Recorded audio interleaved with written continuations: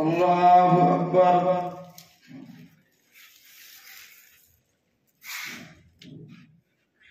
الحمد لله رب العالمين الرحمن الرحيم مالك يوم الدين إياك نعبد وإياك نستعين اهدنا الصراط المستقيم صراط الذين أنعمت عليهم غير المغضوب عليهم ولا الضالين.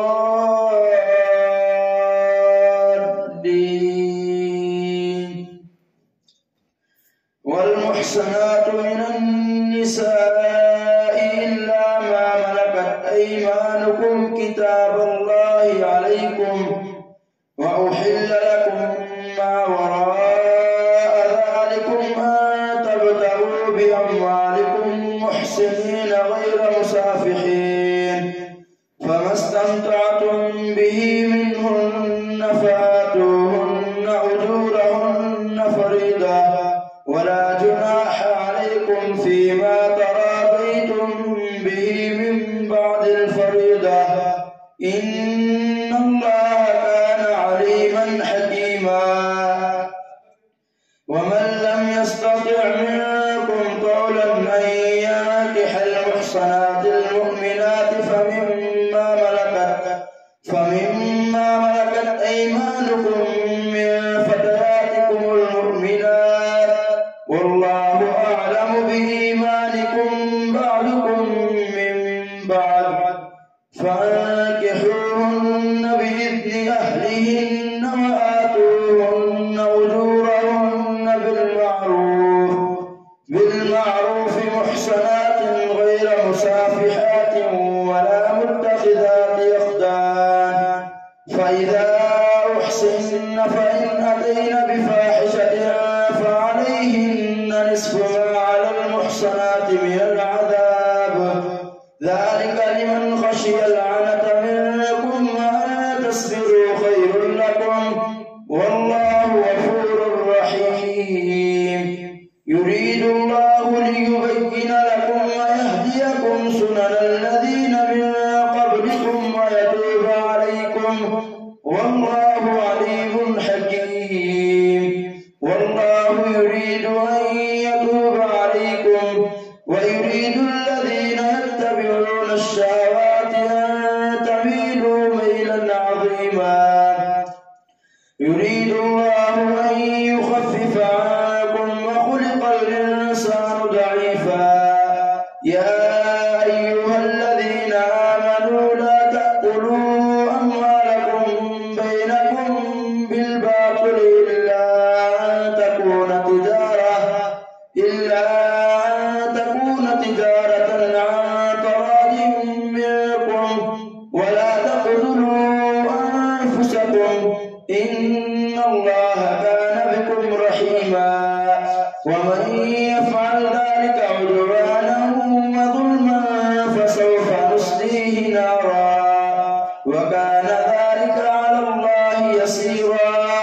إن تجتنبوا كبائر ما تنهون عنه نكفر عنكم سيئاتكم وندخلكم مدخلا كريما.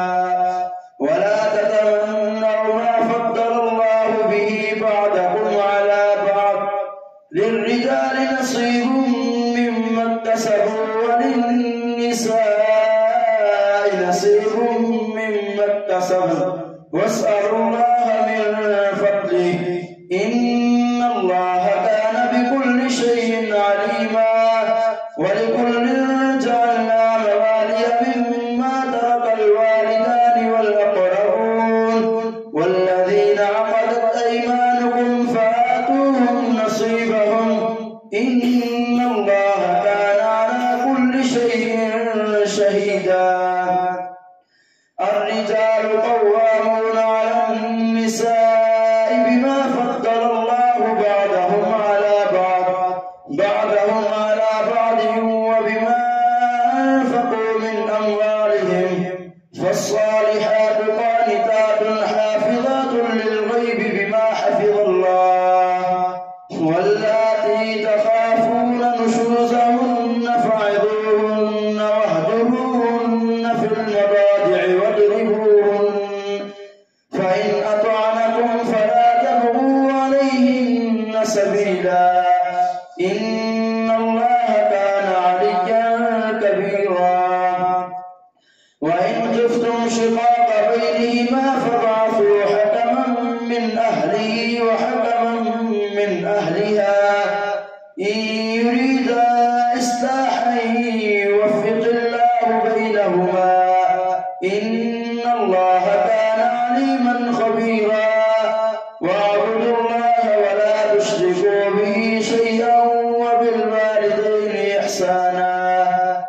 وبالوالدين إحسانا وبذي القربى واليتامى والمساكين والجار ذي القربى والجار الجنب والصاحب بالجنب وابن السبيل وما ملكت أيمانكم إن الله لا يحب من كان مختالا فخورا الذين يبخلون ويأمرون الناس بالبخل ويكتمون ما آتاهم الله من فضله وأعتدنا للكافرين عذابا مهينا والذين ينفقون أموالهم رئاء الناس ولا يؤمنون بالله ولا باليوم الآخر ومن يكن الشيطان له قرينا فساء قرينا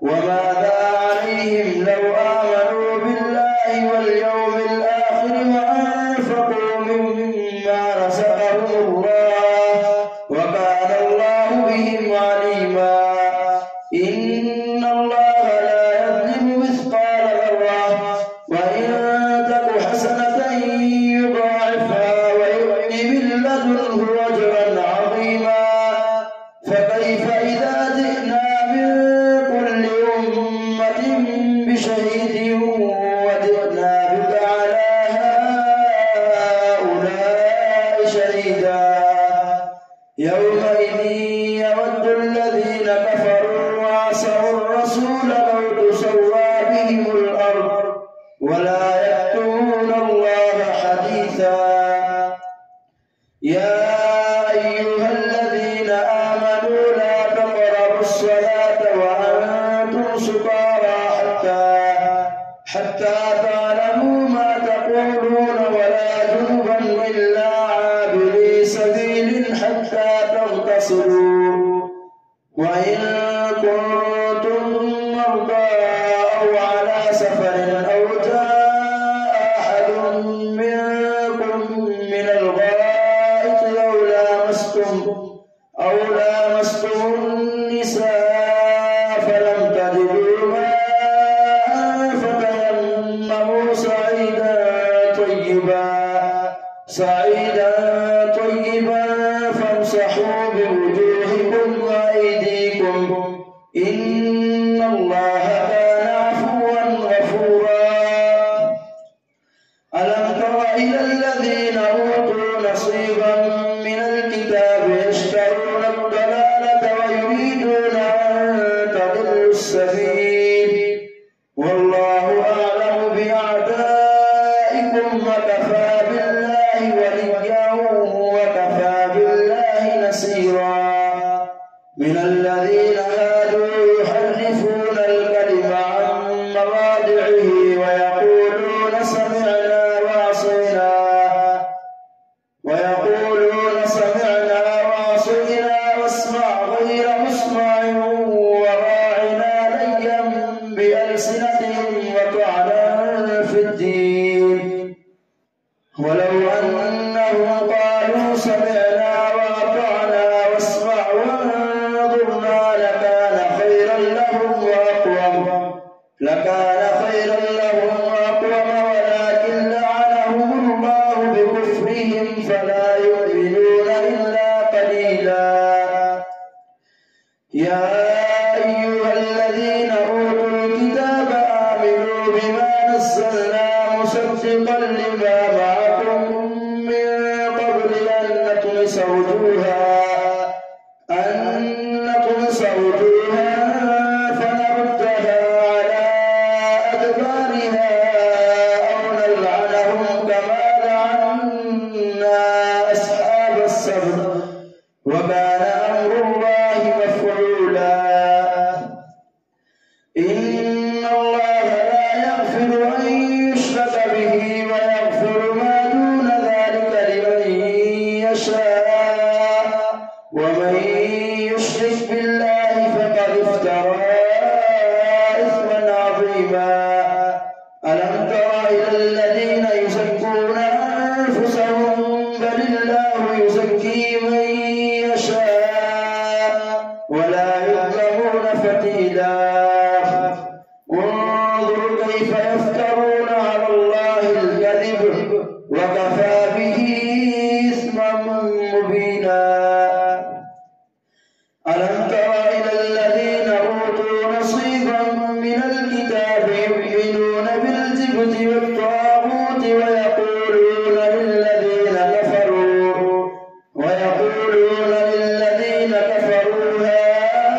هؤلاء أهدى من الذين آمنوا سبيلا. أولئك الذين لعنهم الله ومن يلعن الله فلن تجد له نصيرا. أم لهم نصيب من الملك فإذا لا يؤتون الناس نقيرا. أم يحسدون الناس على ما آتاهم الله من فضله فقد آتينا آل إبراهيم الكتاب والحكمة وآتيناهم ملكا عظيما. فمنهم من آمن به ومنهم من صد عنه وكفى بجهنم سعيرا. إن الذين كفروا بآياتنا سوف نصليهم نارا كلما نضجت جلودهم بدلناهم جلودا غيرها ليذوقوا العذاب إن الله كان عزيزا حكيما. والذين آمنوا وعملوا الصالحات سندخلهم جنات تجري من تحتها الأنهار خالدين فيها أبدا لهم فيها أزواج مطهرة وندخلهم ظلا ظليلا. إن الله يأمركم أن تؤدوا الأمانات إلى أهلها وإذا حكمتم بين الناس أن تحكموا بالعدل إن الله نعم يعظكم به إن الله كان سميعا بصيرا. يا أيها الذين آمنوا أطيعوا الله وأطيعوا الرسول وأولي الأمر منكم فإن تنازعتم في شيء فردوه إلى الله والرسول إن كنتم تؤمنون بالله. يا أيها الذين آمنوا أطيعوا الله وأطيعوا الرسول وأولي الأمر منكم فإن تنازعتم في شيء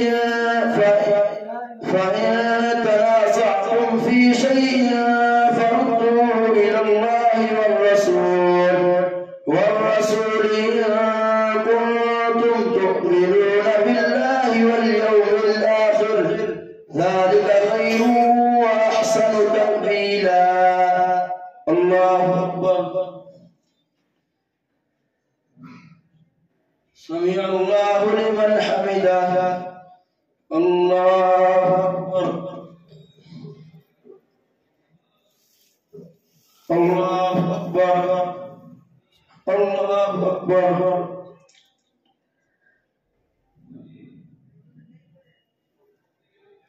الله أكبر.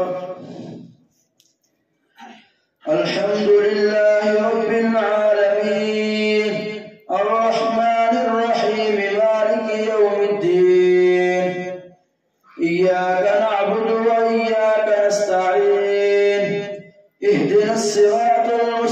المستقيم صراط الذين أنعمت عليهم غير المغضوب عليهم ولا الضالين.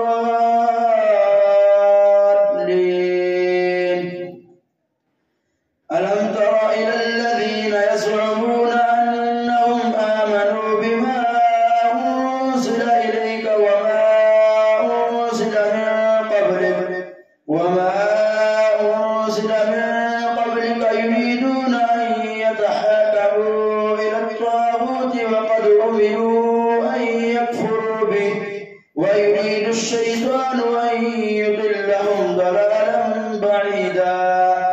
وإذا قيل لهم تعالوا إلى ما أنزل الله وإلى الرسول رأيت المنافقين يصدون عنك صدودا. فكيف إذا أصابتهم مصيبة بما قدمت أيديهم ثم جاءوك يحلفون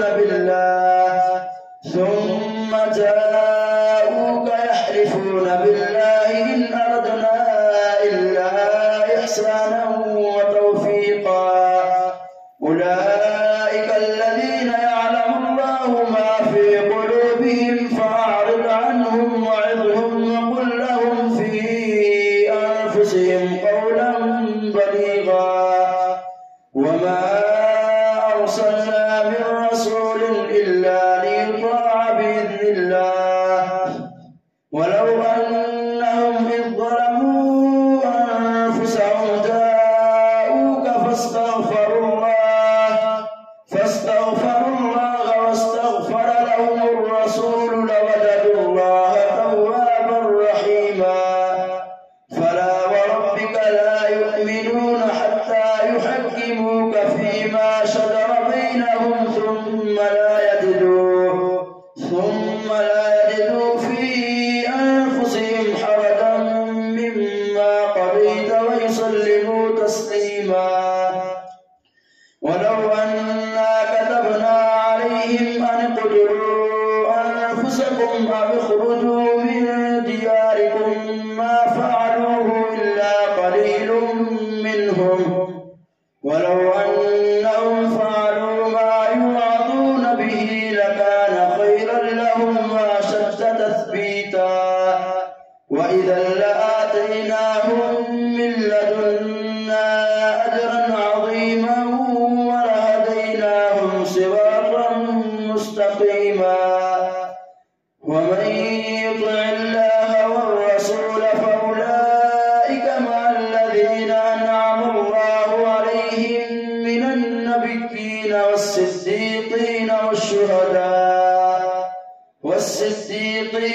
والشهداء والصالحين وحسن أولئك رفيقا.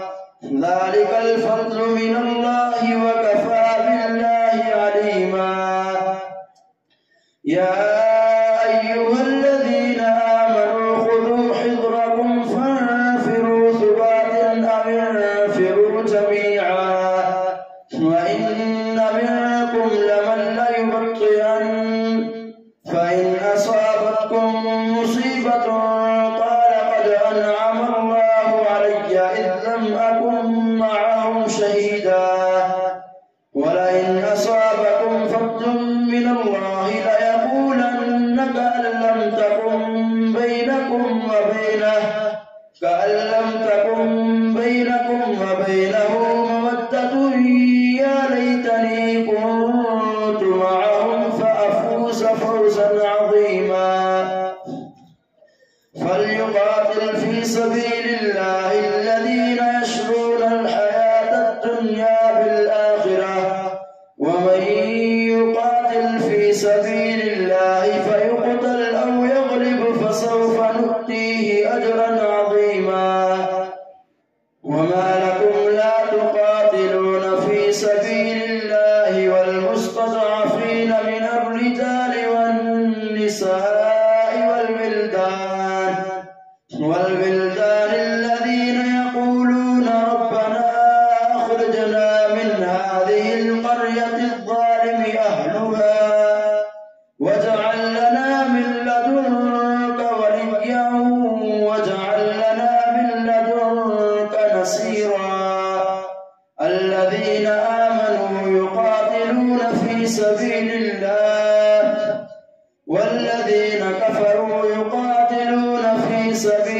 الطاغوت فقاتلوا أولياء الشيطان إن كيد الشيطان كان ضعيفا ألم تر إلى الذين قيل لهم كفوا أيديكم وأقيموا الصلاة وآتوا الزكاة فلما كتب عليهم القتال إذا فريق منهم يخشون الناس كخشية الله أو أشد خشية وقالوا ربنا لم كتبت علينا القتال لولا أخرتنا إلى أجل قريب قل متاع الدنيا قليل والآخرة خير لمن اتقى ولا تظلمون فتيلا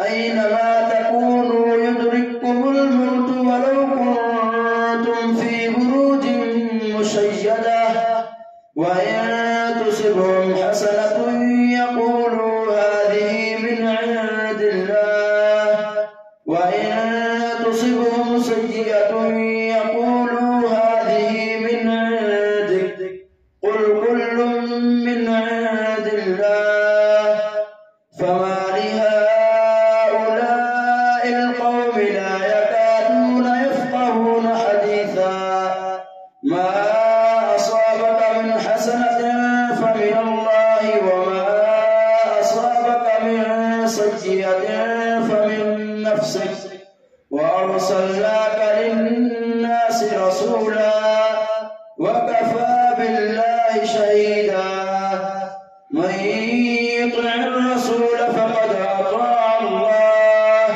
فمن تولى فما أرسلناك عليهم حفيظا من يطع الرسول فقد أطاع الله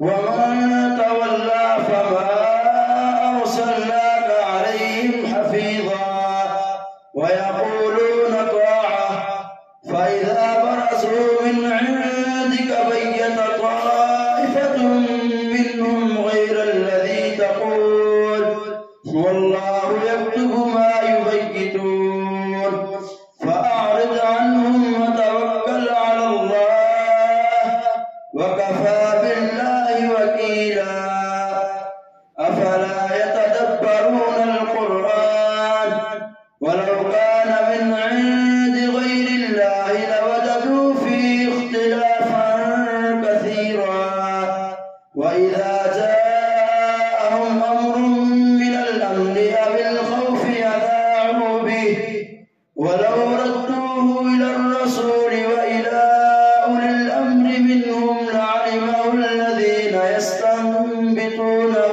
منهم ولولا فضل الله عليكم ورحمته لاتبعتم الشيطان إلا قليلا فقاتل في سبيل الله لا تكلف إلا نفسك وحرد المؤمنين عسى الله أن يكف بأس الذين كفروا والله أشد بأسا وأشد تنكيلا من يشفع شفاعة حسنة يكن له نصيب منها ومن يشفع شفاعة سيئة يكن له كفل منها وكان الله على كل شيء مقيتا وإذا حييتم بتحية فحيوا بأحسن منها أو ردوها إن الله كان على كل شيء حسيبا الله لا إله إلا هو ليجمعنكم إلى يوم القيامة لا ريب فيه ومن أصدق من الله حديثا الله أكبر